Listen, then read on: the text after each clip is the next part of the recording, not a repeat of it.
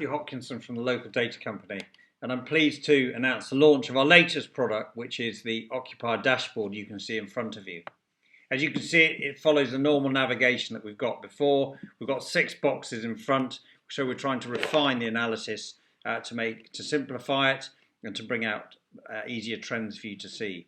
Now, before doing that, you can see up here on the top right-hand side, this is the portfolio analysis. And if I now go into settings, which is absolutely critical, and the team will set you up when you come online with this, as you can see there are competitors and proxies, and I can add these and remove these, but these become quite important when we drill into a map when we're looking at proximity. So here are some competitors I've loaded, and then proxies, as all of you probably know, are those you like to be near, but at the end of the day you can use these two sort of flag categories for anything in particular that you want to track, and you can do 10 of each.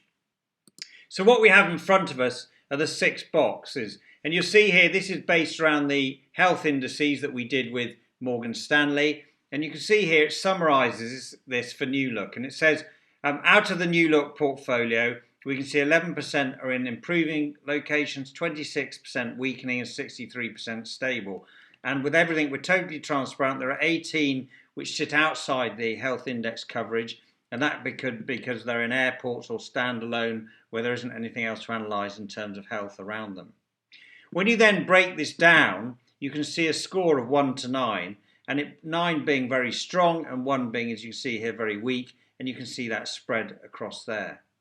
When you look at the vacancy, you're able to look at this over time. I can go back to 2011 and flick along. And the point to look at for here really is along the bottom here, we've got the number of units around your specific location. So you can see the big ones sitting out here, Westfield, etc. And then you'll get much smaller ones, Warside in Penzance, etc., Bristol, Wyndham Way, etc. from there. So you can start to see how many other people are around you, but also if you're in a location where there are quite a few people, but it's mainly vacant, you're going to have a footfall issue. And then finally down the bottom, we look out 200 metres around all of your stores, and we're able to look at the vacancy rate relative to the national average for that particular property type. In this case, high street, and then shopping centres, and then retail parks. So there you get a very quick view. And if I wanted to suddenly go off and say, well, let's go off and look at for example, one of those competitors and say, well, let's go off and look at TK Maxx. I'll click onto here and very quickly it would redraw it and you'll start to see a different view and a very different profile you can see between themselves and New Look. But let's go back to our stores by clicking on the Your Stores button. So the next thing I'm able to do with all of this is I can download data. So if I want to export all of this, I can very simply do that and it will appear in my reports folder here. You can see, and I download it as we do in the other dashboards we've got. But what I'm able to do now is say, well, let's look at a map now of these locations. And I may say, well, let's look, I only want to look at the weakening locations. So I'm able to deselect improving and stable and start to have a look at them. And I'm able to sort them up here if I want to look at the number of units I've got in a particular location, or I can start to look at them in terms of the grade for 2014, and you can see the change. So 2013, this was a score of 2 and it's gone down to 1. So if I want to now drill in some detail here, I'm able to come in and start to look at crew.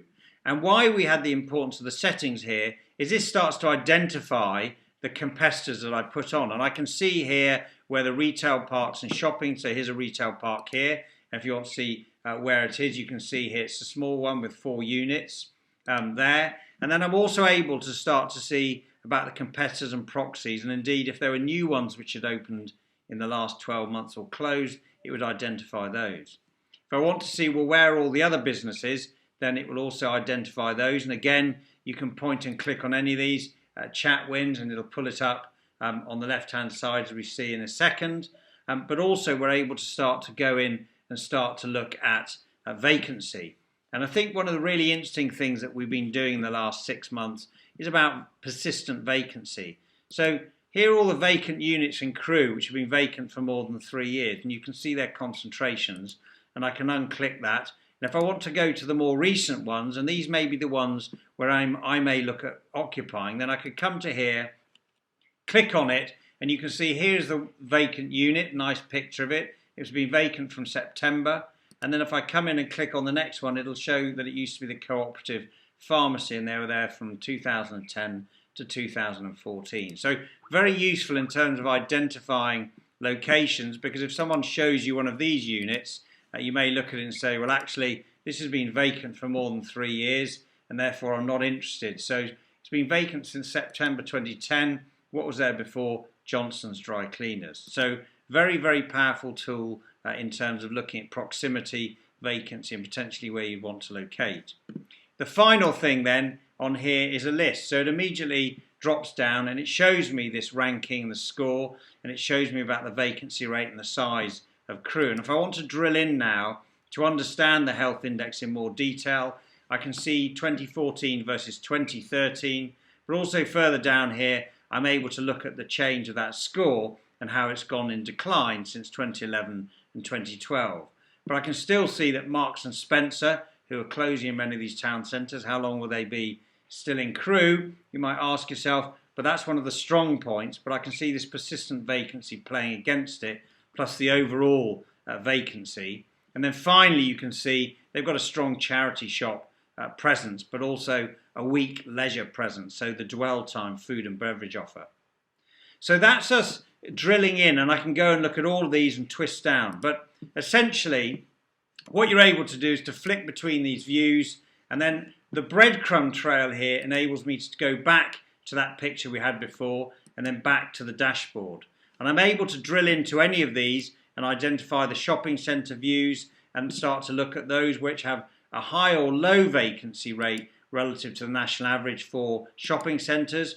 And you can see here I could come to Aberdeen, Bonaccord Centre, and off we go again, and it will drill into the map. So there's lots of different ways that you can analyse this, and ultimately we're aiming to bring you the data in a clearer way to track the temporal analysis and allow you to download it. So please get in touch with us if you're not already a client. Have a play, let's look at the different ones and track not only yourselves over time, but also look at your competitors. Where are they locating? What are the kind of locations? And as with everything we do, we're always up for challenges. We're always up for amending it to make it very specific to your needs. Thank you for watching this video. I hope it's of interest, and please do get in touch.